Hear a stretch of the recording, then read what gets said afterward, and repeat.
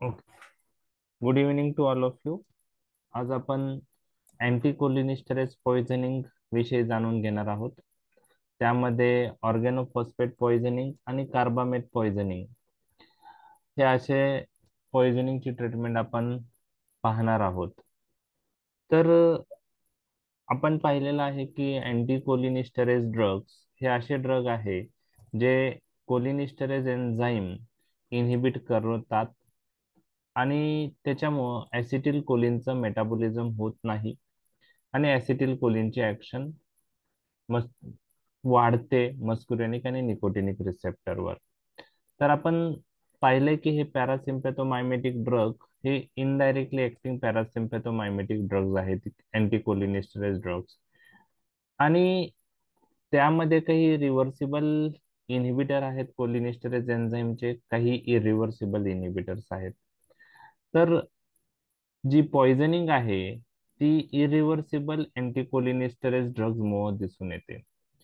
जे reversible inhibitor आहे cholinesterase एन्झाईमचे, ज्याला आपण रिव्हर्सिबल अँटीकोलिनिस्टरेज ड्रग म्हणतो, थेरापेटिक डोसला जर आपण ते ड्रग यूज केले तर त्या डोसला जनरली ते सेफ असतात. रेअरली हाय डोस जर दिला तरच त्यांचे टॉक्सिक इफेक्ट दिसू शकतात किंवा पॉइझनिंग होऊ शकते. तर रिव्हर्सिबल आणि इरिव्हर्सिबल अँटीकोलिनिस्टरेज ड्रग मध्ये इरिव्हर्सिबल अँटीकोलिनिस्टरेज ड्रग बरोबर पॉइझनिंगची रिस्क जास्त आहे.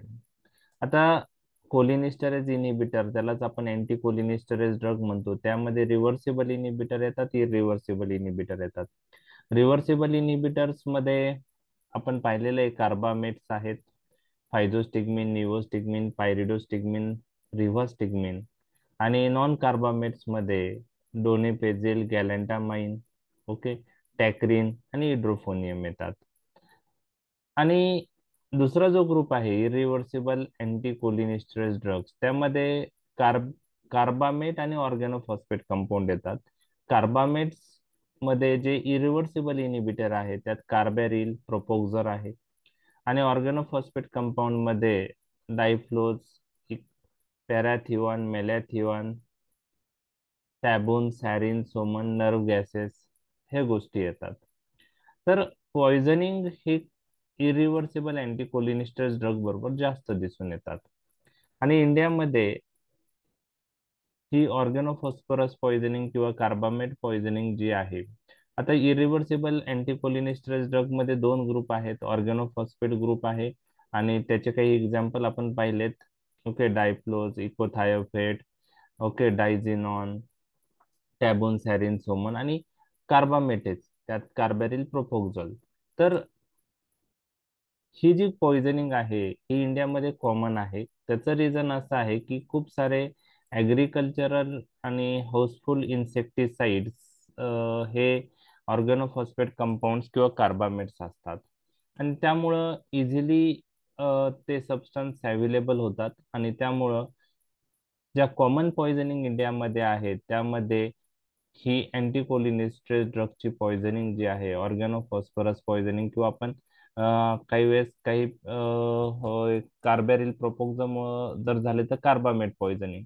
तर ऑर्गॅनोफॉस्फरस कार्बामेट पॉइझनिंग ही इंडियात कॉमन आहे. त्यातल्या त्यात ऑर्गॅनोफॉस्फरस पॉइझनिंग जास्त कॉमन आहे. ती एक तर ऍक्सिडेंटल पॉइझनिंग होऊ शकते. शेतात फवारणी करताना जर त्याच्या कॉन्टॅक्ट मध्ये पर्सन आला तर त्या एक्सपोजर त्याला झाला तर होऊ शकतं. सुसाइडल पर्पज साठी हे सबस्टन्स खूप कॉमनली वापरले जातात. कारण इझिली अवेलेबल आहे ॲग्रिकल्चर फील्ड आणि हाऊस मध्ये जे आपण इन्सेक्टिसाइड म्हणून जे सबस्टन्स वापरतो त्यामुळं काही वेळेस होमिसाइडल म्हणून असू शकतात. आता एक्झाम मध्ये तुम्हाला काय विचारलं जाऊ शकतं की write the treatment of organophosphorus poisoning, तो जास्त कॉमनली विचारला जाणारा क्वेश्चन आहे. आणि दुसरं कार्बामेट पॉइझनिंग, किंवा असं पण विचारलं जाऊ शकतं की ट्रीटमेंट ऑफ अँटीकोलिनिस्टरेज पॉइझनिंग. मग त्यात कन्फ्युज नाही व्हायचं, सर्व गोष्टी सेम आहे, फक्त ऑर्गॅनोफॉस्फरस पॉइझनिंग आणि कार्बामेट पॉइझनिंग मध्ये थोडा ट्रीटमेंट प्लॅन मध्ये थोडा फरक आहे, ते तुम्हाला माहित झाला पाहिजे.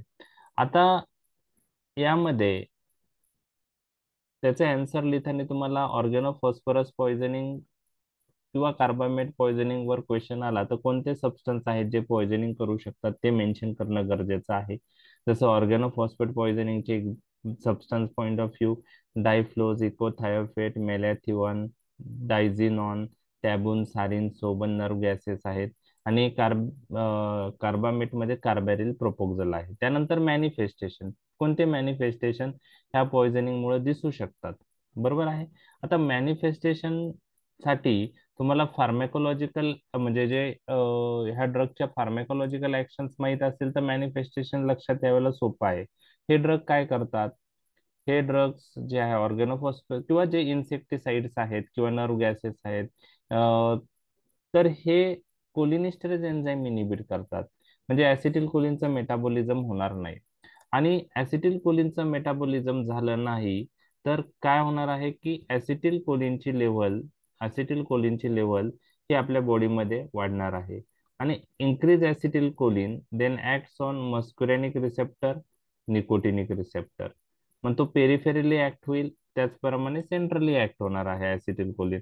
थोडक्यात काय की ह्या पॉइझनिंग मध्ये ऍसिटिल कोलिनची लेवल वाढते कारण त्याचं मेटाबॉलिझम इनिबिट होतं, कारण हे सबस्टन्स कोलिनिस्टरेज एन्झाईम इनिबिट करतात जे ऍसिटिल कोलिनच्या मेटाबॉलिझम साठी लागतं. मग मॅनिफेस्टेशन कसे लक्षात ठेवायचे? मग आपण जे मागच्या 2-3 लेक्चर मध्ये पाहिलेलं आहे की ऍसिटिल कोलिनची लेवल वाढल्यावर तो M1, M2, M3 muscarinic रिसेप्टरवर act होऊ शकतो. त्यानंतर NN आणि NM निकोटिनिक रिसेप्टरवर ऍक्ट होऊ शकतो. त्याचप्रमाणे ऍसिटिल कोलिन ची ब्रेन मधली ऍक्शन वाढली तर सेंट्रल इफेक्ट पण येऊ शकतात. तर मॅनिफेस्टेशन काय येऊ शकतात? ओके. तुम्हाला सांगता येईल मॅनिफेस्टेशन OPP पॉइझनिंग मध्ये काय काय दिसू शकतात? OPP poisoning. Brady bradycardia. Okay, bradycardia दिसू शकतं. Okay. increase diarrhoea. salivation, salivation, sweating, okay. तर आपल्याला लॅक्रिमेशन, यस, तर तुम्हाला माहित आहे की muscle twitching. Muscle twitching, correct. तर तुम्हाला माहित आहे की M1, M2, M3 चे लोकेशन कुठं आहेत, बरोबर आहे. तर त्यापैकी आपल्याला माहित आहे M2 हा हार्टवर असतो. मग हार्टवर इन्हिबिटरी इफेक्ट येऊन ब्रॅडिकार्डिया होणार आहे. ओके, कार्डियाक कॉन्ट्रॅक्शन कमी होऊन कार्डियाक आउटपुट कमी होणार आहे, तर बीपी फॉल होणार आहे. ब्रॅडिकार्डिया फॉलो इन बीपी. त्यानंतर आपण हे पाहिलेलं आहे की M3 रिसेप्टर हे स्मूथ मसल्सवर असतात, त्याचप्रमाणे ग्लँड्सवर असतात. आणि त्याच्यावर जर ऍसिटिल कोलिनची ऍक्शन झाली जास्त तर ग्लँड्स मधलं सिक्रेशन वाढणार आहे. 5 ग्लँड्स आपण डिस्कस केलं होतं, तर त्याच्यावरून आपल्याला लक्षात ठेवायचे सलायवेशन, लॅक्रिमेशन, स्वेटिंग, ट्रक्युब्रोंकियल सिक्रेशन वाढणार आहे. ओके. त्याचप्रमाणे ऍसिड सिक्रेशन वाढू शकतं. स्मूथ मसल कॉन्ट्रॅक्शनच्या मॅनिफेस्टेशन मध्ये ब्रॉन्को कॉन्स्ट्रिक्शन होऊ शकतं. स्मूथ मसल इंटेस्टाईनचे कॉन्स्ट्रिक्ट होतील आणि स्पिंक्टर रिलॅक्स होतील, त्यामुळं डिफिकेशन, युरिनरी ब्लॅडर कॉन्ट्रॅक्ट होईल स्मूथ मसल आणि स्पिंक्टर रिलॅक्स होईल, त्याच्यामुळं इन्क्रीज युरिनेशन. ओके. तर हे सगळे मॅनिफेस्टेशन ऑर्गॅनोफॉस्फरस पॉइझनिंगचे आहे. ओके. ओके. आणि निकोटिनिक रिसेप्टरवर ऍक्शन ऍसिटिल कोलिनची वाढल्यामुळं, आवाज येतोय ना? कट होतोय सर. थोडा नेटचा प्रॉब्लेम वाटतोय मला. ठीक आहे, आता येतोय? ब्रेक होतोय आवाज. ब्रेक होतोय? येतोय सर. येतोय येतोय. सर. येतोय. ठीक आहे. पाहूया आता, मे बी नेटवर्क येतोय सर. प्रॉब्लेम येतोय. ओके, मध्ये थोडा मला पण इंटरनेटचा मेसेज आलता, तो इंटरप्शन. ठीक आहे, मध्ये नाही आला तर मला तसंच सांगा, कारण मला पण लक्षात येणार नाही. त्याचप्रमाणे एन एम रिसेप्टरवर ऍसिटिल कोलिनची ऍक्शन वाढल्यामुळं फॅसिक्युलेशन येतात स्केलेटल मसल कॉन्ट्रॅक्शनमुळं. टिपिकल फॅसिक्युलेशन दिसून येतात. आणि एक लक्षात घ्या की जेव्हा ऍसिटिल कोलिन एन एम रिसेप्टरवर ऍक्ट झाल्यामुळं स्केलेटल मसल डायफ्रॅम जास्त कॉन्ट्रॅक्ट झाले, ओके, तर किंवा कोणतेही स्केलेटल मसल बॉडी मधले कॉन्ट्रॅक्ट झाले तर स्पास्टिक पॅरालायसिस होतं. आणि स्पॅस्टिक पॅरालायसिस झाल्यामुळे रेस्पिरेशन पण एफेक्ट होऊ शकतो, कारण डायफ्राम हा रेस्पिरेटरी मसल आहे. तर स्पास्टिक पॅरालायसिस पेशंट मध्ये येऊ शकतं. तर हे मस्कुरेनिक आणि निकोटिनिक मॅनिफेस्टेशन तुम्हाला ऍक्शन वरून लक्षात ठेवणं सोपं आहे. एक मिनिट. ओके. ओके. तर मस्कुरेनिक, आता अजून जो महत्वाचा पॉइंट आपला विसरलेला आहे, जो आय रिलेटेड आहे. Circular muscle of आयरिसवर muscarinic receptor असतात, आणि ते ऍसिटिल कोलिनने ऍक्टिव्हेट झाल्यामुळं ऍसिटिल कोलिनने ते रिसेप्टर ऍक्टिव्हेट झाल्यामुळं प्युपिल साईज कमी होईल का जास्त होईल? जास्त होईल. कमी होईल. एक लक्षात घ्या की सर्क्युलर मसल कॉन्ट्रॅक्ट झाल्यामुळं ते टुवर्ड सेंटर कॉन्ट्रॅक्ट होतात, त्यामुळे ते प्युपिल साईज कमी करतात. तर पॅरासिम्पॅथेटिक नर्वस सिस्टीम ही ऍसिटिल कोलिन रिलीज करते. ऍसिटिल कोलिनची लेवल वाढली तो ऍसिटिल कोलिनची ऍक्शन डोळ्यामध्ये M3 रिसेप्टर सर्क्युलर मसलवर काय आहे, कॉन्ट्रॅक्शन ऑफ सर्क्युलर मसल, आणि त्यामुळे प्युपिल साईज कमी होते. त्याला आपण काय म्हणतो? मिओसिस. त्याला काय म्हणतो आपण? मिओसिस. एक लक्षात घ्या की खूप सारे पॉइझनिंग जे आहेत त्यामध्ये प्युपिल डायलेट होतात. फार कमी पॉइझनिंग आहे ज्यात प्युपिल साईज कमी होते, त्यामध्ये एक ऑर्गेनोफॉस्फरस पॉइझनिंग आहे. म्हणजे डायग्नोस्टिक पॉइंट ऑफ व्ह्यू एक तुम्हाला पॉइंट आहे की मिओसिस हे फार कमी पॉइझनिंग मध्ये होतं, त्यातले एक ऑर्गेनोफॉस्फरस पॉइझनिंग आहे. अजून एक पॉइझनिंग आहे ज्याच्यामध्ये प्युपिल साईज कमी होते, आणि त्या पॉइझनिंगचं नाव आहे ओपॉइड पॉइझनिंग. कोणती? ओपॉइड. ओपॉइड मध्ये मॉर्फिन पॉइझनिंग आहे. ओपॉइडचं एक्झाम्पल मॉर्फिन आहे. मॉर्फिन नावाचा ड्रग ऐकला असेल तुम्ही. Morphine, heroin. त्या पॉइझनिंग मध्येही प्युपिल साईज कमी होते. तर प्युपिल साईज कमी होणारे दोन पॉइझनिंग तुम्हाला लक्षात ठेवायचे. ओके. एक तर ऑर्गेनोफॉस्फरस पॉइझनिंग किंवा कार्बामेट पॉइझनिंग मध्ये पण तेच होऊ शकतं, आणि ओपॉइड पॉइझनिंग त्या पण मध्ये प्युपिल साईज कमी होते. लक्षात आलं? ओके. आता ब्रॅडिकार्डिया ही जी ऍक्शन आहे ती ऍसिटिल कोलिनची ऍक्शन हार्टवर होणार आहे. बीपी कमी होणार आहे, परंतु ज्यावेळेस बीपी कमी होतो त्यावेळेस सेंट्रल सिम्पॅथेटिक ऍक्टिव्हिटी होऊन रिफ्लेक्स टॅकिकार्डिया ही पेशंटला होऊ शकतो. तर ब्रॅडिकार्डिया किंवा रिफ्लेक्स टॅकिकार्डिया हे मॅनिफेस्टेशन मध्ये काही दिसू शकतं. आता मस्कुरेनिक मॅनिफेस्टेशन झाले, निकोटिनिक मॅनिफेस्टेशन झाले, त्यानंतर सेंट्रल मध्ये ऍसिटिल कोलिनची लेवल वाढल्यामुळं डिसओरिएंटेशन, कन्व्हर्जन, कोमा आणि अल्टिमेटली डेथ होऊ शकते. पेशंट इरिटेबल होत असतो, आणि डेथ ही जनरली रेस्पिरेटरी जे डायफ्रॅम मसल आहे ते पॅरालायसिस झाल्यामुळे होतो. तर मॅनिफेस्टेशन लक्षात आलेत का तुमच्या? लिहिता येईल मॅनिफेस्टेशन? येस. मॅनिफेस्टेशन म्हणजे तुम्हाला जो आन्सर लिहायचा आहे त्यात तुम्हाला पहिला पार्ट मॅनिफेस्टेशन झाला, पहिले एक्झाम्पल आपण मेन्शन करू शकतो, नंतर मॅनिफेस्टेशन थोडक्यात तुम्ही लिहू शकता, आणि त्यानंतर तुम्हाला ट्रीटमेंट काय द्यायची. आवाज येतोय ना? का कट होतोय? आवाज येतोय? येतोय. येतोय सर. येतोय. ओके ओके, ठीक आहे.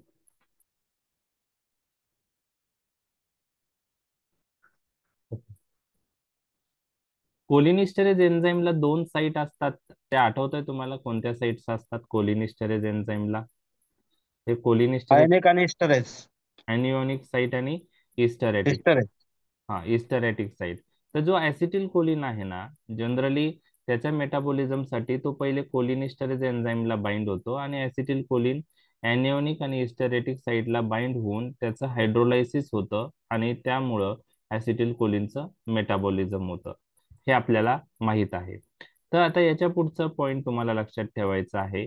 आता ऑर्गॅनोफॉस्फेट आणि कार्बामेट जे इरिव्हर्सिबल इनहिबिटर आहेत ते मी तुमच्याशी डिस्कस करत आहे. कार्बामेट मध्ये कार्बॅरिल, प्रोपोक्झेल, आणि ऑर्गॅनोफॉस्फेट कंपाऊंड मध्ये जे आहेत डायफ्लोज, इकोथाय, डायफ्लोज, पॅराथिऑन, मॅलाथिऑन सारखे जे आहेत, किंवा टॅबोन, सॅरिन, सोमन. आता यांच्या मध्ये काय होतं, हे इरिव्हर्सिबल इनहिबिटर काय आहे, कारण ते कोलिनिस्टरेज एन्झाईमला हे सबस्टन्स बाइंड होतात, आणि ते जिथं ऍसिटिल कोलिन बाइंड होतो तिथंच बाइंड होतात, पण कोव्हॅलंट बॉन्डने बाइंड होतात. त्यामुळं ते कोलिनिस्टरेज एन्झाईमला बाइंड झाल्यानंतर ती जी बाइंडिंग आहे ती खूप स्ट्रॉंग बनते आणि एन्झाईम इनहिबिट होतं, ते इरिव्हर्सिबली होतं. बरोबर आहे. तर बघा,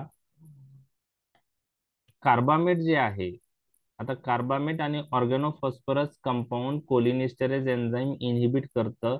तर ते इनहिबिट करण्यासाठी ते पहिले कोलिनिस्टरेज एन्झाईमला बाइंड होतात. तर कार्बामेट कुठं बाइंड होतो? कार्बामेट कुठं बाइंड होतो कोलिनिस्टरेज एन्झाईमला? एनिओनिक साईटला पण बाइंड होतो आणि हिस्टेरॅटिक साईटला बाइंड होतो. म्हणजे जे कार्बामेट कोलिनिस्टरेज एन्झाईमला बाइंड होताना ज्या त्याच्या साईट आहे, बाइंडिंग साईट, तिथं दोन्ही साईटला कार्बामेट बाइंड झालेला असतो, एनिओनिक साईट आणि हिस्टेरॅटिक साईट. बरोबर आहे. बरोबर आहे.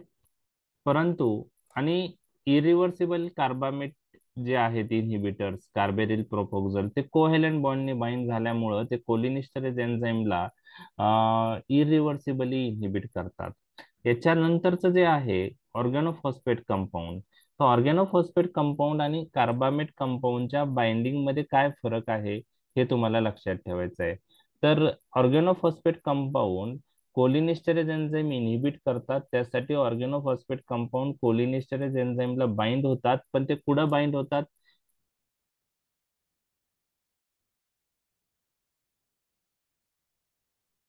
हिस्टेरिक साईटला.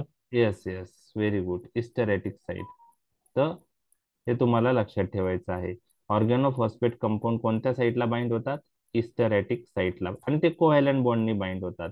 So you have to remember, anionic site is free in case of organophosphate compound binding. त्याचं काय इम्पॉर्टन्स आहे ते आपण नंतर पाहणार आहोत. ओके.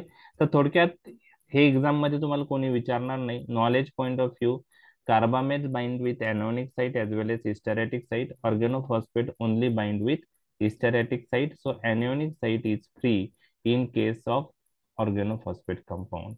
आणि ते कोव्हॅलेंट बॉन्डने बाइंड झाल्यामुळं ते इनहिबिशन इरिव्हर्सिबल होतं. ते हायड्रोलायसिस त्यांचं त्या कॉम्प्लेक्सचं होत नाही, व्हेरी व्हेरी व्हेरी स्लोली किंवा होतच नाही. आता तुम्हाला ऑर्गॅनोफॉस्फरस कंपाऊंड किंवा कार्बामेट कंपाऊंड जे आहेत त्याची ट्रीटमेंट माहीत असेल, तुम्ही काही पेशंटला पाहिले असेल, तर कसं ट्रीट करता तुम्ही? ॲट्रोपिन आणि पाम. हायड्रोपिन आणि पाम. प्रायलेडॉक्सिन 2 पाम. व्हेरी. ओके. याच्यामध्ये जर मी विचारलं ड्रग ऑफ चॉईस काय आहे, ॲट्रोपिन आहे. तर ॲट्रोपिन आहे. ओके. ॲट्रोपिन आपण यूज करतो. Very good. अजून पाम. ओके. पाम काय आहे, काही आयडिया तुम्हाला?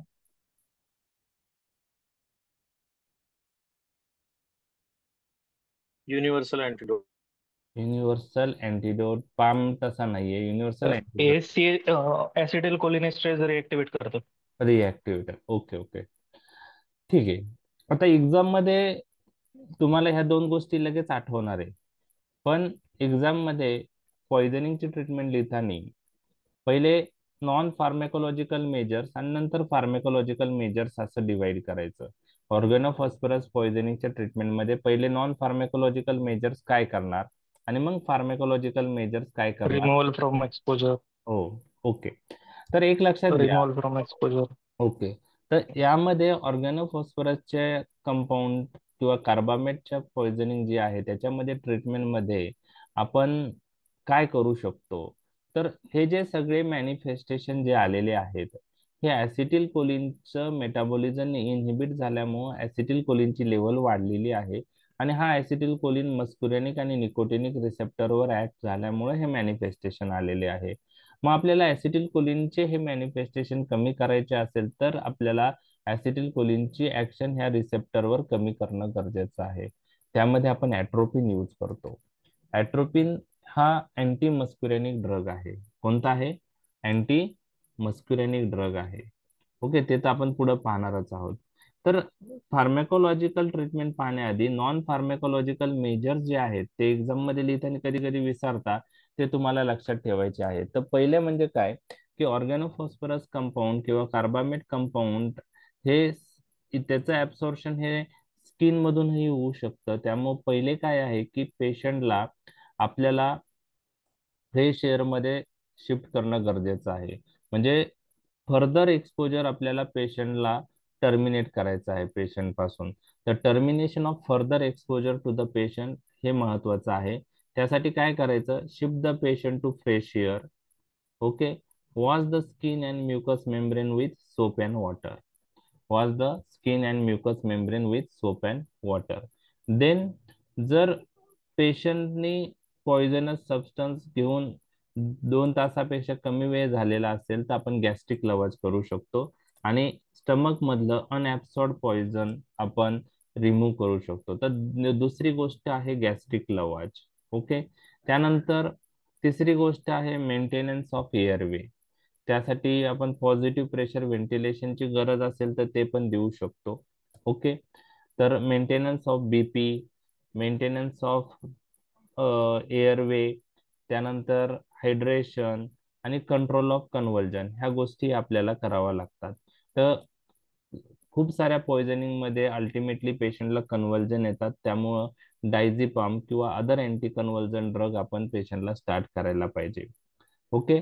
तर नॉन फार्माकोलॉजिकल मेजर मध्ये फर्दर एक्सपोजर आपल्याला अवॉइड करायचं आहे. पेशंटला फ्रेश एअर मध्ये शिफ्ट करायचं आहे. स्किन आणि म्युकस मेम्ब्रेन जे आहे ते सोप आणि वॉटरने धुवायचे आहेत. गॅस्ट्रिक लवाज आपण देऊ शकतो आणि पॉझिटिव्ह प्रेशर व्हेंटिलेशन देऊ शकतो. सपोर्टिव्ह मेजर मध्ये बीपी आपल्याला मेंटेन ठेवायचं आहे, हायड्रेशन स्टॅटस मेंटेन ठेवायचं आहे आणि कन्व्हर्जन पॉइंट ऑफ व्ह्यू आपल्याला जर आले कन्व्हर्जन तर डायझिपाम यूज करायचं आहे. तर coming to the actual treatment, आता त्यामध्ये ड्रग ऑफ चॉईस तुम्हाला सर्वांना माहित आहे की atropine is the drug of choice in in organophosphorus poisoning as well as carbamate poisoning. दोन्ही पॉइझनिंग असतील, ऑर्गॅनोफॉस्फरस पॉइझनिंग असू द्या किंवा कार्बामेट पॉइझनिंग असू द्या, ड्रग ऑफ चॉईस हे ॲट्रोपिन आहे. ॲट्रोपिन. ओके.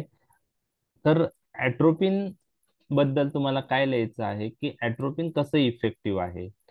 त्यानंतर ॲट्रोपिनचं ड्रॉबॅक काय आहे, की ह्या पॉइझनिंग मध्ये ॲट्रोपिन आपण देतो त्याने कोणते सिम्पटम्स इम्प्रूव्ह होऊ शकतात, कोणते होणार नाही.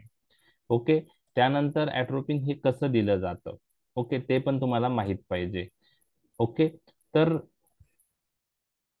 atropine is considered as the drug of choice for anticholinesterase poisoning.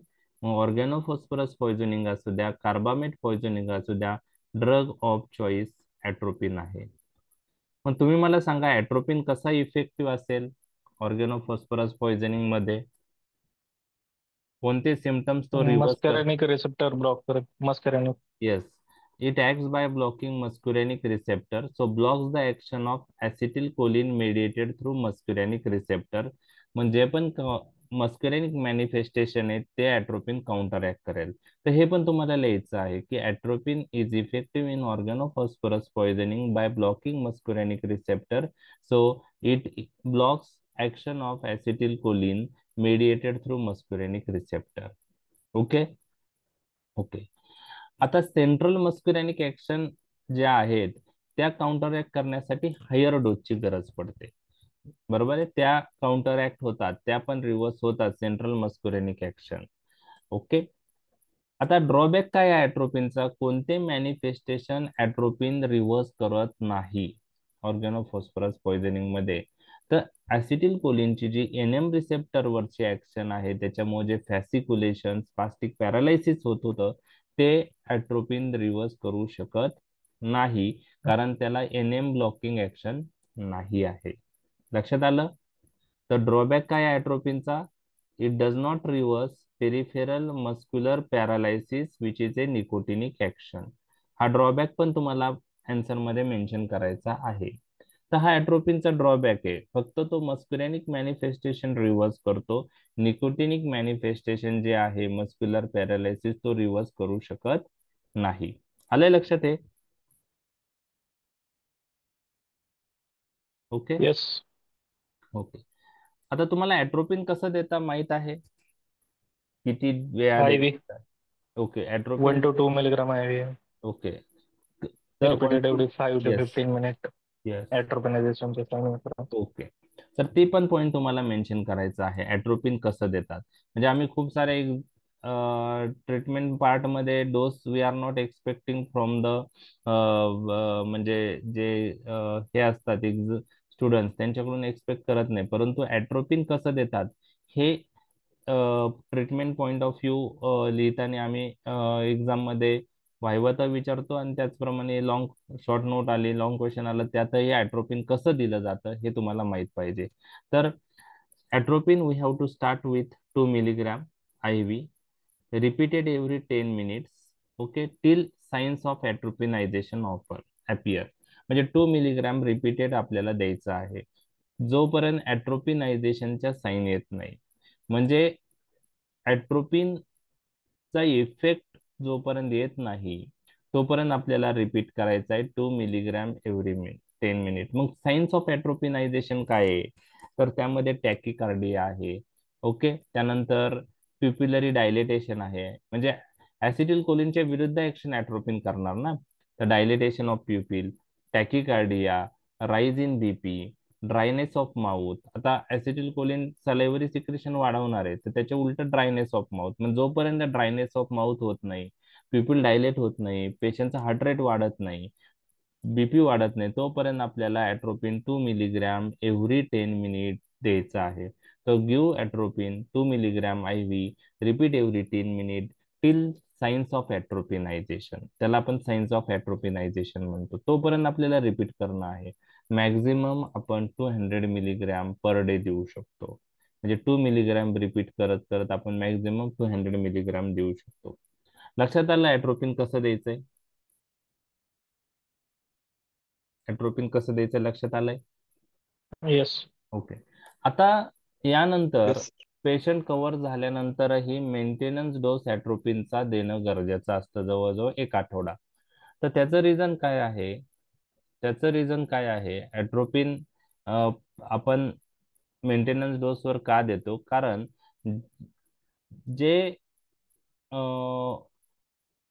अँटीकोलिनिस्टरेज poisoning substance आहे, ऑर्गनोफॉस्फेट किंवा कार्बामेट, तर कधी कधी जो टिश्यू मध्ये स्टोअर झालेला असतो ना, तो परत सर्क्युलेशन मध्ये रिलीज होतो, आणि तो रिलीज झाल्यानंतर परत मॅनिफेस्टेशन येऊ शकतं कोलिनिस्टरेज एन्झाईम इनहिबिट झाल्यामुळं, ऍसिटिल कोलिनची लेवल वाढल्यामुळं. त्यामुळं पेशंट इम्प्रूव्ह झाल्यानंतरही मेंटेनन्स डोस आपल्याला अराउंड 1 आठवडा देणं गरजेचं आहे. त्याचं रिझन ते आहे. तर continue atropine at maintenance dose for at least 1 week. Okay. तर अशा प्रकारे आपण ॲट्रोपिन देतो. ॲट्रोपिन का देतो, कोणते सिमटम्स रिव्हर्स करतो, कोणते नाही करत, ते कसा देतो, ह्या सगळ्या गोष्टी तुम्हाला आज मी सांगितलेलं आहे. लक्षात आलं ॲट्रोपिन कसं दिलं जातं? ओके. आता दुसरा कोणता ग्रुप आपण यूज करतो किंवा कोणता ड्रग यूज करतो? प्रायलडॉक्सिन. प्रॅलिडॉक्झाईम. तर त्याला ऑक्झाईम्स म्हणतात. काय म्हणतात? ऑक्झाईम्स. ओके. त्यामध्ये प्रॅलिडॉक्झाईम आहे, ओबिडॉक्झाईम आहे, आणि डायॲसिटिल मोनोऑक्झाईम आहे. तुम्ही कोणता यूज पाहिलेला आहे प्रॅलिडॉक्झाईमचा? का डायम पण पाहिलेला आहे? येस. डायॲसिटिल मोनोऑक्झाईम पाहिलंय तुम्ही यूज करताना? नाही. प्रॅलिडॉक्झाईम पाहिलंय. ओके. आता ह्या ग्रुपला आपण, हे ग्रुप कसा इफेक्टिव्ह आहे एका वाक्यात जर लक्षात ठेवायचं असेल तर ऑक्झाईम्स आर कोलिनिस्टरेज रिॲक्टिव्हेटर. जे कोलिनिस्टरेज एन्झाईम आहे त्याला रिॲक्टिव्हेट करतात ते cholinesterase reactivator. Oximes are cholinesterase reactivator. फार महत्वाचा पॉईंट मी आता डिस्कस करत आहे. Oximes are effective in organophosphorus poisoning but oximes are not effective in carbamate poisoning. हे तुम्हाला माहित पाहिजे. Oximes are effective in organophosphorus poisoning but oximes are not effective in carbamate poisoning. का आहे ते मी तुमच्याशी डिस्कस करत आहे. तर ऑक्झाईम हा दुसरा त्याच्यात एक इम्पॉर्टंट ड्रग आहे. ओके. काय म्हणले? हा सांगा. ते रिव्हर्सेबल आहे ना? नाही, दोघं पण रिव्हर्सिबल नाही. काही कार्बामेट्स इरिव्हर्सिबल आहे ना, कार्बॅरिल प्रोपोक्झल. ओके. तर त्याचं जरी पॉइझनिंग असेल कार्बॅरिल किंवा प्रोपोक्झलचं, तरी पण आपण ऑक्झाईम्स यूज करू शकत नाही. बरोबर आहे. ओके. इरिव्हर्सिबल इनहिबिटर मध्ये 2 ग्रुप आहे, कार्बामेट आणि ऑर्गॅनोफॉस्फरस कंपाऊंड. कार्बामेट्स मध्ये इरिव्हर्सिबल कार्बामेट जे आहे कार्बॅरिल प्रोपोक्झल, त्याचं जर पॉइझनिंग झालेलं असेल त्यामुळं, तर त्यात फक्त ॲट्रोपिन द्यायचंय तुम्हाला. Non okay. Pharmacological treatment plus atropine. पण ऑक्झाईम्स आपण कार्बामेट पॉइझनिंग मध्ये यूज करत नाही. ऑक्झाईम आपण ऑर्गॅनोफॉस्फरस पॉइझनिंग मध्येच यूज करतो, कारण त्याच पॉइझनिंग मध्ये ते इफेक्टिव्ह आहे. तर ऑक्झाईम काय आहे? कोलिनिस्टरेज रिॲक्टिव्हेटर. म्हणजे जे पॉइझनस सबस्टन्स कोलिनिस्टरेज एन्झाईमला बाइंड होतो आणि कोलिनिस्टरेज एन्झाईम इरिव्हर्सिबली इनहिबिट करतो, तर त्या कॉम्प्लेक्सला हे ऑक्झाईम्स काय करतात की त्या कॉम्प्लेक्स मधून ऑर्गॅनोफॉस्फरस कंपाऊंडला ते बाहेर काढतात आणि कोलिनिस्टरेज एन्झाईमला फ्री करतात, आणि कोलिनिस्टरेज एन्झाईम फ्री झाल्यामुळं तो ऍसिटिल कोलिनचं मेटाबोलिझम साठी अवेलेबल होतो. बरोबर आहे. त्याला म्हणतात कोलिन इस्टरेज रिॲक्टिव्हेटर्स. ओके, त्यामुळे त्यांना कोलिन इस्टरेज रिॲक्टिव्हेटर म्हणतात. म्हणजे पॉइझनस सबस्टन्स जो होता ऑर्गॅनोफॉस्फरस कंपाऊंड, तो कोलिनिस्टरेज एन्झाईमला बाइंड झाल्यामुळे कोलिनिस्टरेज एन्झाईम इनहिबिट झालेला असतं इरिव्हर्सिबली. बरोबर आहे. इनऍक्टिव्ह झालेलं असतं कोलिनिस्टरेज एन्झाईम. त्याला रिॲक्टिव्हेट करायचं काम हे ऑक्झाईम्स करतात. मग ते कसे करतात ते मी तुमच्याशी डिस्कस करत आहे. तर बघा,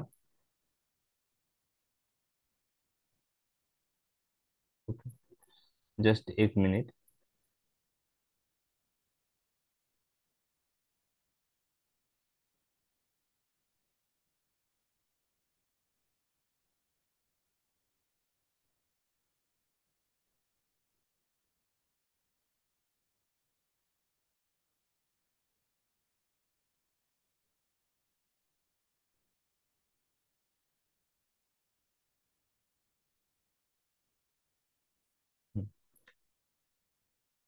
तर मी तुम्हाला सांगितलं oximes are effective in organophosphorus poisoning but not effective in carbamate poisoning. तर ते कसं करतात ते तुमच्याशी मी डिस्कस करत आहे. हे आहे कोलिनिस्टरेज एन्झाईम. ओके. ओके. आपण पाहिलेलं आहे की ऑर्गॅनोफॉस्फेट कंपाऊंड, आता त्याला दोन बाइंडिंग साईट आहे, एनिओनिक साईट आणि हिस्टरॅटिक साईट. ओके. आणि आपण पाहिलेलं आहे organophosphorus compound bind with with site, esteratic site. Okay. आणि हे ऑर्गॅनोफॉस्फेट कंपाऊंड हे कोव्हॅलंट बॉन्डने बाइंड होतं, आणि त्याच्यामुळं कोलिनिस्टरेज एन्झाईम इरिव्हर्सिबली इनहिबिट होतो आणि पॉइझनिंग होतं, ऍसिटिल कोलिनचं मेटाबॉलिझम होत नाही. आता कोलिनिस्टरेज रिॲक्टिव्हेटर ऑक्झाईम कसे ऍक्ट होतात, त्यासाठी महत्वाचा पॉइंट जो आहे, for action of oxime anionic site must be free. For action of enzyme, anionic site must be free. So enzymes bind with anionic site. कुठं bind होतात? Anionic site. So enzyme bind with anionic site and it results in formation of complex that is known as enzyme phosphate cholinesterase complex. काय तयार होतं जेव्हा आपण ऑक्झाईम्स देतो ऑर्गॅनोफॉस्फरस compound poisoning मध्ये, तर ऑक्झाईम हे ॲनिओनिक साईटला फ्री बाइंड होतात. आपल्याला माहिती आहे ऑर्गॅनोफॉस्फेट कंपाऊंड जे आहे ते हिस्टरॅटिक साईटला बाइंड झालेले असते कोलिनिस्टरेज एन्झाईमला, तर ॲनिओनिक साईट फ्री असते.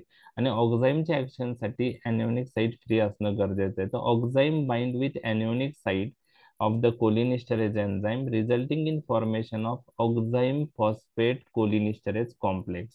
आणि त्यामुळं काय होतं की that complex rapidly undergo hydrolysis and it results in release of oxime phosphate from the cholinesterase site. आणि ऑक्झाईम फॉस्फेट रिलीज झाल्यामुळं कोलिनिस्टरेज एन्झाईम फ्री होतो. मग कोलिनिस्टरेज एन्झाईम फ्री झाल्यामुळं काय होईल? कोलिनिस्टरेज एन्झाईम फ्री झाला, आता ऑक्झाईम फॉस्फेट इथून निघून गेलं, कोलिनिस्टरेज एन्झाईम फ्री झाला, त्याच्यामुळं काय होऊ शकतं? मग त्याचा ऍडव्हान्टेज काय होईल? कोलिनिस्टरेज एन्झाईम फ्री झाला, रिॲक्टिव्हेट झाला, तर काय होईल? तो कशाचं मेटाबॉलिझम करायला फ्री होईल? मग ऍसिटिल कोलिन. ऍसिटिल कोलिन. मग हे ऑक्झाईम देण्याचा उद्देश काय आहे की ऑर्गॅनोफॉस्फेट कंपाऊंड जे कोलिनिस्टरेज एन्झाईमला बाइंड झालेला आहे तिथून त्याला काढायचं, आणि ते काढल्यामुळं तो कोलिनिस्टरेज एन्झाईम फ्री होतो, रिॲक्टिव्हेट होतो, आणि तो ऍसिटिल कोलिनचा मेटाबॉलिझम साठी वापरला जातो आणि त्यामुळे ऍसिटिल कोलिनची लेवल काय होईल बॉडी मधली, कमी होईल. आपल्याला ऍसिटिल कोलिनची लेवल कमी केली तरी इम्प्रूव्हमेंट होणार आहे. बरोबर आहे, बरोबर आहे. तर हे ऑक्झाईमचं काम आहे. लक्षात आलं का ऑक्झाईम्स काय करतात, लक्षात येस आलं. सर. ओके. म्हणजे ऑक्झाईमच्या ऍक्शन साठी कोणती साईट फ्री पाहिजे, anionic. एनिओनिक साईट फ्री पाहिजे. बरोबर आहे. दुसरी गोष्ट अजून एक लक्षात घ्या, हे ऑक्झाईम जे आहेत ना, ऑर्गॅनोफॉस्फरस पॉइझनिंग मध्ये इफेक्टिव्ह आहे मी असं म्हणलं, परंतु ते आपण विथिन 24 आवर यूज केलेलं चांगलं. का? कारण आफ्टर 24 आवर्स, काही वेळ गेल्यानंतर ते जे ऑर्गॅनोफॉस्फरस कंपाऊंड हिस्टेरॅटिक साईटला बाइंड झालेलं असतं, त्यामध्ये ना मॉलिक्युलर हे होतं चेंज, आणि ते कॉम्प्लेक्स इतकं स्ट्रॉंग बनतं, तर ऑक्झाईम देऊन पण ते ऑर्गॅनोफॉस्फेट कंपाऊंड तिथून रिलीज होत नाही. आणि जी बाइंडिंग आहे ऑर्गॅनोफॉस्फेट कंपाऊंडची, ही काही काळानंतर 24 तासानंतर म्हणू शकतो आपण, इतकी स्ट्रॉंग बनते कोलिनिस्टरेज एन्झाईमला, तर ऑक्झाईम देऊन पण ते रिव्हर्स होत नाही. त्यामुळे ऑक्झाईम ॲज अर्ली ॲज आपण यूज केले पाहिजे ऑर्गॅनोफॉस्फरस पॉइझनिंग मध्ये. तर काही काळाने 24 तास झाल्यानंतर आपण जर म्हणलं, तर हे ऑर्गॅनोफॉस्फेट कंपाऊंड कोलिनिस्टरेज एन्झाईमला इतके स्ट्रॉंग बाइंड होतात, त्यांच्या त्या कॉम्प्लेक्स मध्ये मॉलिक्युलर रिअरेंजमेंट होते, आणि त्यामध्ये कॉम्प्लेक्स एकदम इतकं स्ट्रॉंग बनतं, ते रिव्हर्सच होत नाही, तिथून तो ऑर्गॅनोफॉस्फेट कंपाऊंड तिथून निघतच नाही. त्याला एजिंग म्हणतात, त्याला एजिंग म्हणतात.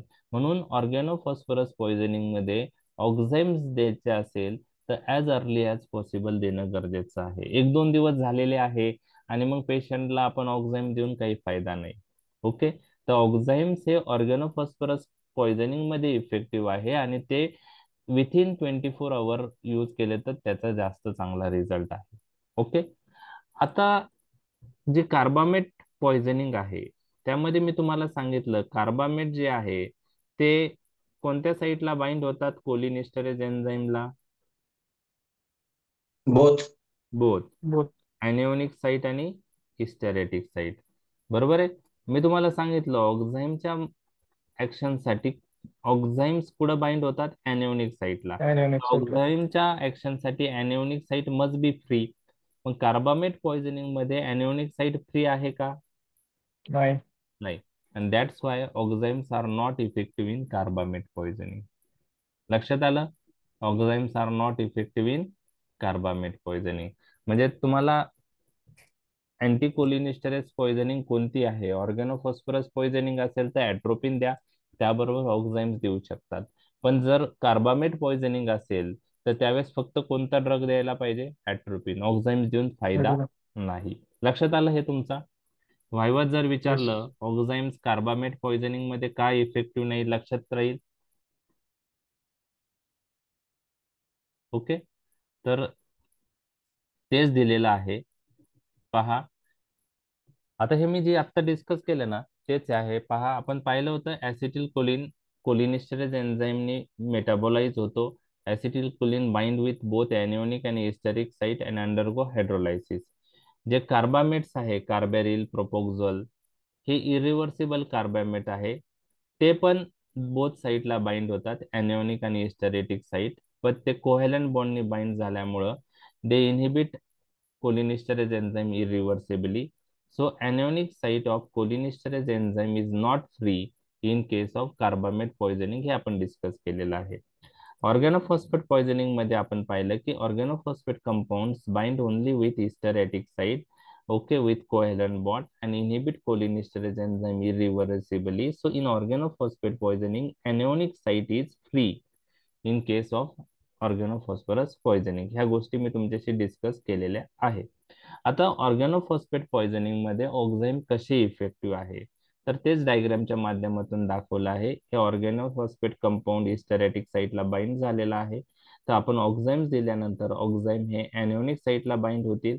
एक्झाम्पल प्रॅलिड ऑक्झाईम, ओबिड ऑक्झाईम किंवा डायसिटिल मोनोऑक्झाईम. बरोबर आहे. आणि त्याच्यामुळे काय होईल, ऑक्झाईम ऑक्झाईम फॉस्फेट आणि एन्झाईम कॉम्प्लेक्स तयार होतं.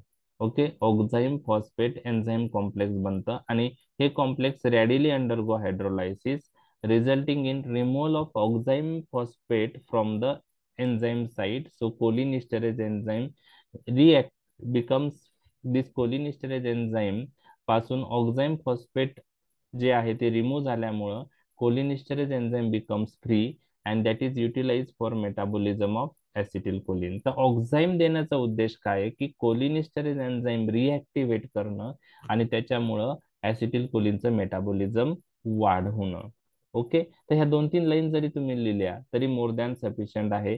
मी एक्झाम पॉइंट ऑफ व्ह्यू तुम्हाला मी डिटेलमध्ये अंडरस्टँडिंग होण्यासाठी डिस्कस केलं आहे. हे 2-3 पॉईंट जरी तुम्ही लिहिले तरी चालतं. तर एक फ्लो चार्ट मी तुम्हाला स्लाइडवर आता मी दाखवत आहे की कसे ही कोलिनिस्टरेज रिॲक्टिव्हेटर बाइंड झाल्यानंतर म्हणजे ऍक्शन कशी करतात. तर जे मी सांगितलं तेच आहे. ओके, तेच फ्लो चार्ट मध्ये. तर फ्लो चार्ट एक्झाम मध्ये काढायला सोपं जातं. Oxime bind to the anionic site of cholinesterase enzyme. Okay, त्यानंतर आता ऑक्झाईम जेव्हा एनिओनिक साइटला बाइंड होतं तर इस्टेरेटिक साइटला ऑर्गॅनोफॉस्फेट कंपाऊंड आहे. बरोबर आहे. मग एनिओनिक साइटला आता थोडक्यात काय, समजा ही एनिओनिक साइट आहे आणि ही इस्टेरेटिक साइट आहे. तर एनिओनिक साइट ही बाजूची इस्टेरेटिक साइट. एनिओनिक साइटला ऑक्झाईम्स बाइंड आहे. ओके, ऑक्झाईम्स मधला OH ग्रुप हा ऑर्गॅनोफॉस्फेट कंपाऊंडच्या फॉस्फेट ग्रुप बरोबर कंबाईन होतो आणि त्यामुळं ऑक्झाईम फॉस्फेट एन्झाईम कॉम्प्लेक्स बनतं. ऑक्झाईम फॉस्फेट एन्झाईम कॉम्प्लेक्स बनतं आणि ते रॅपिडली अंडरगो हायड्रोलायसिस जातं आणि त्याच्यामुळं त्या एन्झाईम पासून ऑक्झाईम फॉस्फेट एन्झाईम कॉम्प्लेक्स मधून ऑक्झाईम फॉस्फेट रिमूव्ह होतो, एन्झाईम फ्री होतो आणि त्याला आपण म्हणतो रिॲक्टिव्हेशन ऑफ कोलिनिस्टरेज एन्झाईम. झालेला फ्री एन्झाईम ऍसिटिल कोलिनचं मेटाबॉलिझम करतो आणि त्यामुळं ऍसिटिल कोलिनची लेवल कमी होते. ओके, ठीक आहे. आता कसं द्यायचं, तर ऍट्रोपिनचा डोस ग्रॅम मध्ये होता की मिलीग्रॅम मध्ये होता? मिलीग्राम. मिलीग्राम. ऑक्झाईमचा डोस तुम्हाला ग्रॅम मध्ये लक्षात ठेवायचा आहे. प्रॅलिड ऑक्झाईमचा डोस आहे 1 to 2 gram IV. Start as early as possible, repeated according to the need आणि मॅक्झिमम आपण 12 ग्रॅम 24 आवर मध्ये देऊ शकतो आणि लोअर डोसला आपण कंटिन्यू करू शकतो. Okay, according to the symptoms. पण ॲज अर्ली ॲज पॉसिबल तुम्हाला स्टार्ट करायचं आहे. तर ॲट्रोपिन 2 मिलीग्रॅम आहे आणि प्रॅलिडॉक्झाईम तुम्ही 2 ग्रॅम लक्षात ठेवलं तरी चालेल. ओके, दोन्ही IV देतो. तर ते एक लक्षात ठेवायचं आहे. आता लिमिटेशन ऑक्झाईमचे काय आहेत ते मी तुमच्याशी डिस्कस करतोय. लास्टच्या 2 स्लाइड आहे. ओके, आता लिमिटेशन मध्ये पहा. पहिलं लिमिटेशन तुम्हाला समजलंय का? Only effective in organophosphorus poisoning, however not effective in carbamate poisoning. समजलंय? हे लिमिटेशन लक्षात आलंय? Yes sir. ओके. दुसरं, आपल्याला oxime as early as possible use का करायचे ते लक्षात आलं? विथिन अवर्स यूज का करायचं? यस, एजिंग प्रिव्हेंट करा. एजिंग, कारण काही वेळाने एजिंग झालं, एजिंग झाल्यानंतर ऑक्झाईमचा रोल राहत नाही. ओके, आफ्टर एजिंग म्हणजे जे कॉम्प्लेक्स आहे ते जर एवढं स्ट्रॉंग, म्हणजे जेव्हा ते कॉम्प्लेक्स बनतं, ऑर्गॅनोफॉस्फरस कंपाऊंड जेव्हा एन्झाईमला बाइंड होतो आणि एन्झाईम इनिबिट करतो, तर काही वेळानंतर त्या दोघांमध्ये म्हणजे एन्झाईम आणि ऑर्गॅनोफॉस्फेट कंपाऊंड जिथं बाइंड झालेलं आहे त्यात थोडं मॉलिक्युलर रिअरेंजमेंट होऊन ते कॉम्प्लेक्स इतकं स्ट्रॉंग बनतं तर ऑक्झाईम्स देऊन पण ते ऑर्गॅनोफॉस्फेट कंपाऊंड तिथून रिलीज होऊ शकत नाही. तर ते त्याला आपण एजिंग म्हणतो. हे नाही लक्षात ठेवलं तरी चालेल, तुम्हाला कोणी एक्झाम मध्ये एजिंग विचारणार नाही. फक्त लवकर यूज केलं पाहिजे हे तुम्हाला लक्षात आलं पाहिजे. ओके, आता ऑक्झाईम्स मध्ये 3 एक्झाम्पल मी तुमच्याशी डिस्कस केले. प्रॅलिड ऑक्झाईम आहे, ओबिड ऑक्झाईम आहे आणि डायॲसिटिल मोनोऑक्झाईम आहे. तर ह्या तिघांमध्ये फरक काय आहे की प्रॅलिड ऑक्झाईम आणि Obeid ऑक्झाईम blood brain barrier cross करत नाही आणि diacetyl मोनोऑक्झाईम blood brain barrier cross करतं. मग सेंट्रल कोलिनिस्टरेज एन्झाईम रिऍक्टिव्हेट करायचं काम ह्या तीन पैकी कोणता ड्रग करेल? डायसिटिल म्हणून. येस, डॅन. Diacetyl monoxime. ह्या तिघातला फरक मी तुम्हाला सांगतोय. प्रॅलिडॉक्साईम आणि ओबिडॉक्साईमचं लिमिटेशन काय आहे की this two drug do not cross blood brain barrier. So this drug pralidoxime obidoxime can not reactivate cholinesterase enzyme inhibited in the brain. जे ब्रेन मध्ये ऑर्गॅनोफॉस्फेट कंपाऊंडने कोलिनिस्टरेज एन्झाईम इनहिबिट झालेला आहे, त्या कोलिनिस्टरेज एन्झाईमला प्रॅलिडॉक्साईम किंवा ओबिडॉक्साईम रिऍक्टिव्हेट करू शकत नाही, कारण प्रॅलिडॉक्साईम ओबिडॉक्साईम ब्लड ब्रेन बॅरियर क्रॉस करत नाही.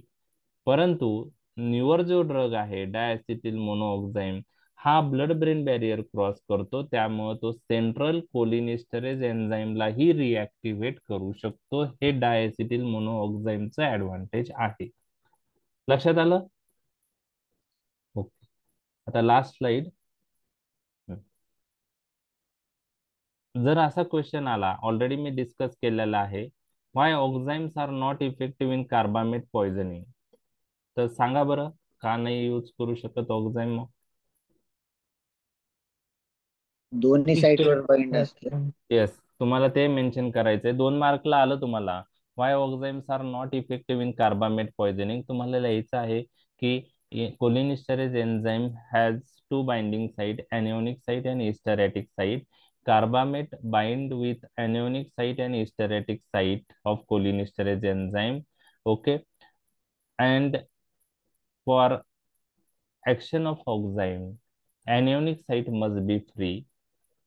In carbamate poisoning, anionic site is not free. That's why enzymes are not able to bind with anionic site, and hence enzymes are not able to reactivate enzyme in case of carbamate poisoning. लक्षात आलं? लक्षात आलं? yes. Okay. ते तुम्हाला 2 मार्कला question असा आला तर लिहिता आला पाहिजे. शेवटची जी लाईन आहे ना, ही लक्षात ठेवली तरी चालेल. जे ऑक्झाईम्स आहे ना, हे कोलिनिस्टरेज रिऍक्टिव्हेटर आहे. म्हणजे कोलिनिस्टरेज एन्झाईमला रिऍक्टिव्हेट करतात. बरोबर आहे? तर ओपीपी पॉइझनिंग मध्ये आपण यूज करतो. बरोबर आहे? परंतु त्यांना स्वतःला ही वीक अँटी कोलिनिस्टरेज ऍक्टिव्हिटी आहे स्वतःची.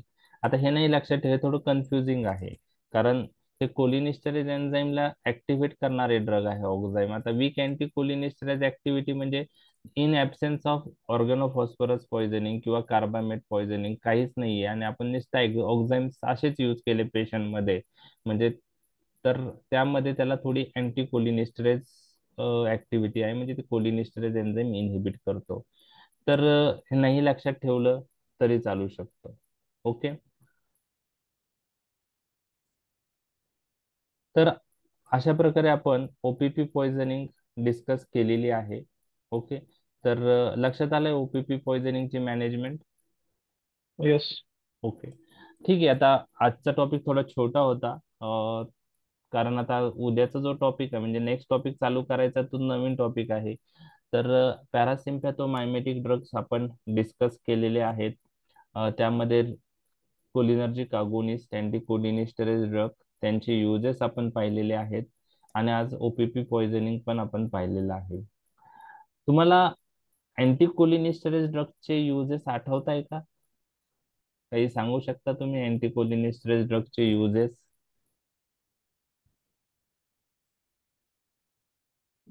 Anticolinesteroid. युजेस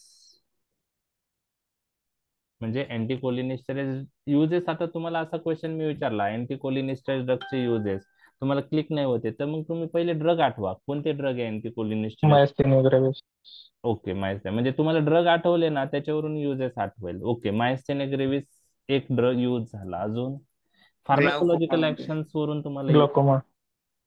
ग्लाउकोमा मध्ये व्हेरी गुड, पायलोकार्पिन प्लस फायझोस्टिग्मिन. अजून Alzheimer. Alzheimer's disease. Okay. Alzheimer. Okay, कोणता ड्रग यूज करणार?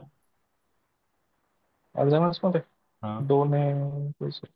रिवास्टिग्मिन, डोनेपेजेल, गॅलॅन्टामाइन. तिघांपैकी कोणते Galantamine. जे जास्त ब्लड ब्रेन बॅरियर चांगल्या प्रकारे क्रॉस करतात ते करू शकतो. निओस्टिग्मिन तिथे यूज करून फायदा नाही.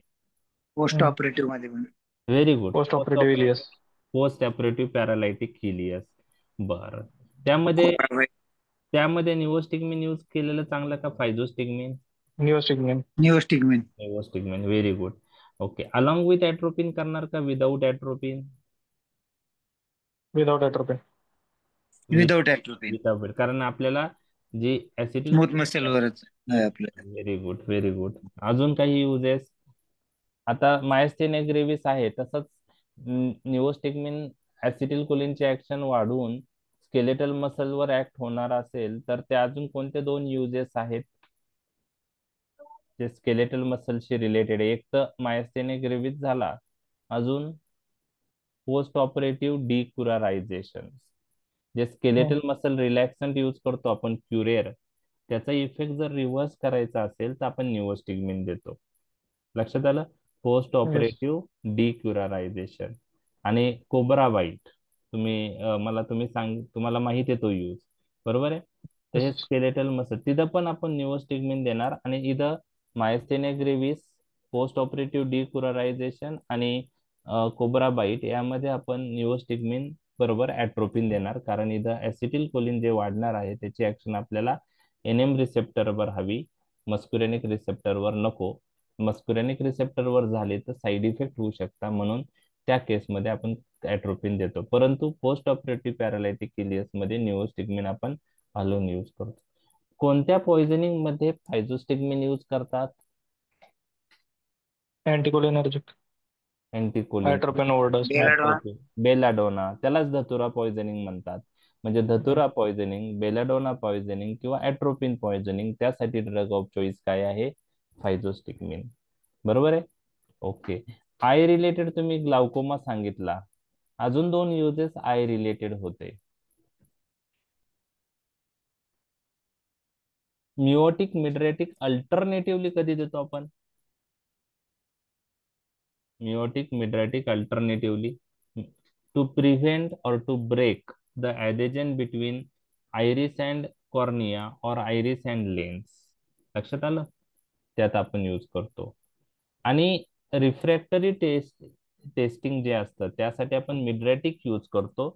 मिड्रॅटिक देतो, रिफ्रॅक्टरी एरर टेस्ट करतो, आणि जे मिड्रॅटिक दिलेलं आहे त्याचा इफेक्ट रिव्हर्स करण्यासाठी मग आपण काय यूज करणार? एट्रोपिन. ॲट्रोपिन मिड्रॅटिक आहे ना.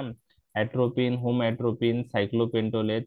रिफ्रॅक्टरी एरर टेस्टिंग करताना मिड्रॅटिक आपण यूज करतो, त्याच्याबरोबर सायक्लोपेजियाची गरज असते, त्यासाठी आपण अँटीकोलिनर्जिक ड्रग यूज करतो. रिफ्रॅक्टरी एरर टेस्टिंग केली जाते, ती केल्यानंतर जर ते ड्रगचा इफेक्ट रिव्हर्स नाही झाला तर पेशंटला ब्लरिंग ऑफ विजन होतं, चालताना त्रास होतो. मग त्या मिड्रॅटिक इफेक्ट रिव्हर्स करण्यासाठी आपण काय दिले पाहिजे? मिड्रॅटिकचा इफेक्ट रिव्हर्स करण्यासाठी आपण काय दिले पाहिजे? मिओटिक. लक्षात आलं? तर मिओटिक म्हणून आपण काय यूज करू शकतो? पायलोकार्पिन आणि फायझोस्टिग्मिन. फायझोस्टिग्मिन. फायसोस्टिक. तर आय रिलेटेड हे 3 युजेस आपण पाहिलेले आहेत. तर हे सगळे युजेस आपण पाहिलेत, पहा. तर तुम्हाला काही युजेस आठवत आहे, काही युजेस क्लिक होत नाही, तर रिव्हिजननी ते होतील. कॉमन युजेस लक्षात राहतात, पण 8 ते 9 युजेस आहेत त्यांचे, बरोबर आहे?